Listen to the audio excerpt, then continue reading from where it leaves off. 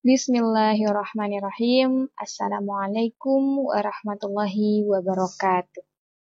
Alhamdulillah, sholatan wassalaman ala rasulillah. Kembali lagi di channel saya, Desus Vika. Masih video tentang media pembelajaran, pendidikan agama Islam dan budi pekerti. Namun kali ini untuk kelas 8 semester 1. Namun sebelum kita memulai materi, mari kita awali dengan berdoa terlebih dahulu. Bismillahirrahmanirrahim. Raditu billahi rabba wa bil islami dina wa bi muhammadin nabiyya wa rasula. Rabbi zidni ilma warzuqni fahma. Amin. Semoga doa kita diijabah oleh Allah Subhanahu wa taala.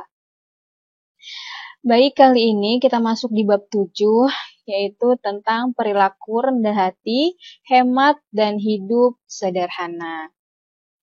Dalam surat Al-Furqan ayat 63, mari kita baca bersama-sama. Bismillahirrahmanirrahim.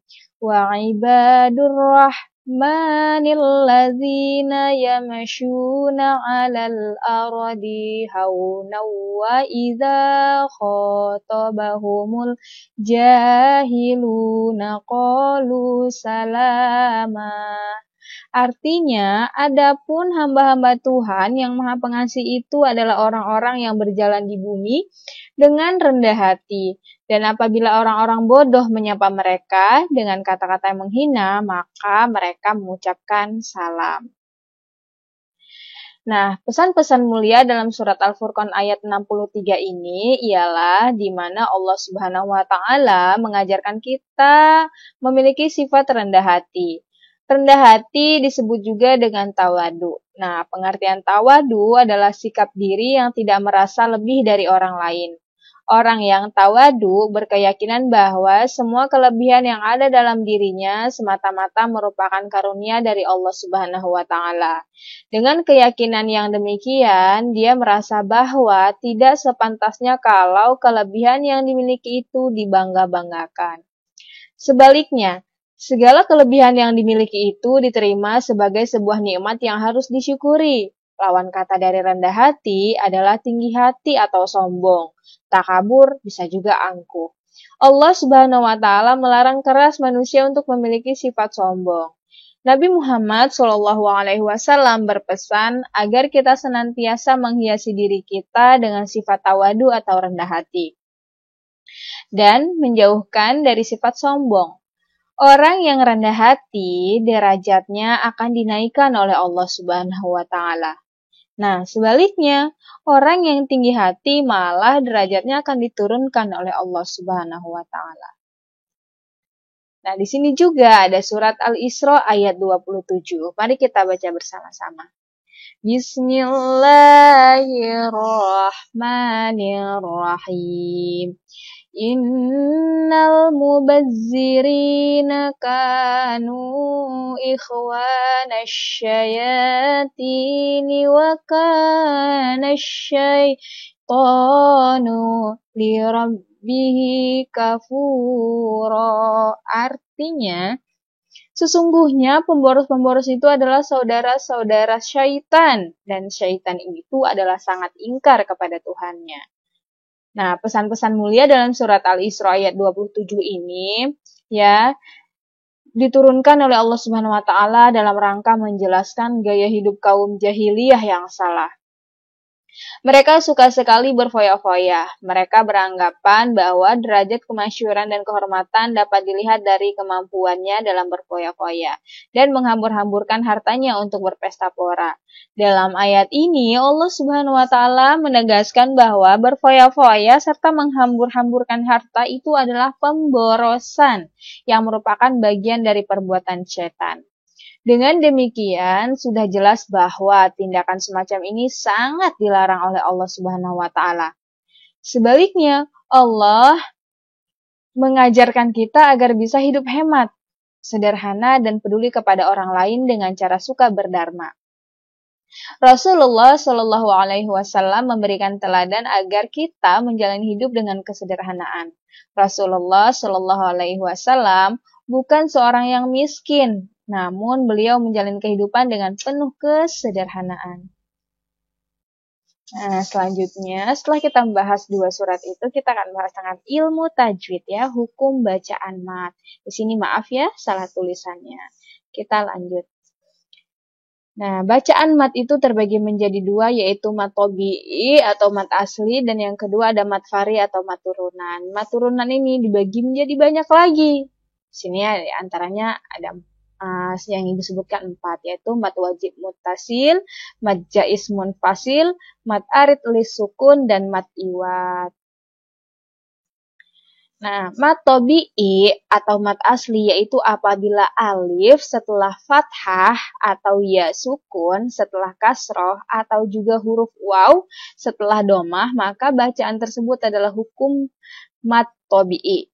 Mat berarti panjang dan tobi'i berarti biasa. Nah, cara membacanya adalah dibaca panjang 2 harkat atau bisa disebut dengan 1 alif. Contohnya, hamiyah, amana, imanu. Ya, jadi ini kita panjang 2 harkat atau 1 alif. Lanjut. Yang kedua ada mat fari. Yang pertama, hukum mat wajib mutasil, yaitu apabila mat tobi'i bertemu dengan hamzah pada satu kata atau satu kalimat. Nah, cara membacanya dibaca dengan panjang 3 alif atau 6 harkat. Nah, biasanya mat wajib mutasil ini memiliki tanda garis di atas huruf sebelum hamzah. Ya.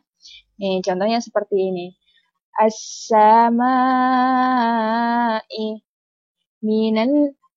minan nisa'i suhada'a.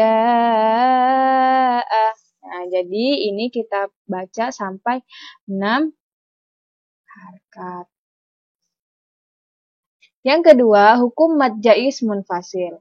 Nah, mad jaiz munfasil ini apabila mat tobi'i bertemu dengan hamzah, tetapi hamzah tersebut terdapat di lain kalimat atau kata. Jaiz artinya boleh, sedangkan munfasil berarti terpisah. Untuk cara membaca mat ini adalah boleh panjang 2, 4, atau 6 harkat, tetapi kebanyakan orang membacanya 4 harkat. Contohnya, wala ana ya ayyuha ala innahum. Ya, boleh 2, boleh 4, dan boleh 6. Yang ketiga, hukum mat arid li sukun. Nah, jika ada waqaf atau tempat berhenti dan sebelumnya terdapat mat tobi'i atau mat lain. Cara membacanya adalah dibaca panjang 2, 4, atau 6 harkat, ya, atau 1, 2, atau 3 alif. Dan apabila dibaca waswal atau melanjutkan bacaan, maka dibaca seperti mat tobi'i, yaitu 2 harkat. Ya, contohnya alamin, yu'minun, ta'malun. Nah, begitu ya.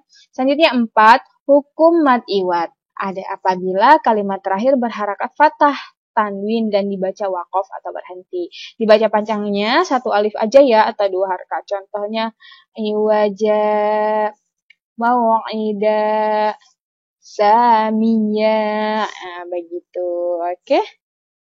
Selesai. Terima kasih. Semoga bermanfaat. Sampai di sini dulu pertemuan kita di bab ke-7. Semoga bermanfaat.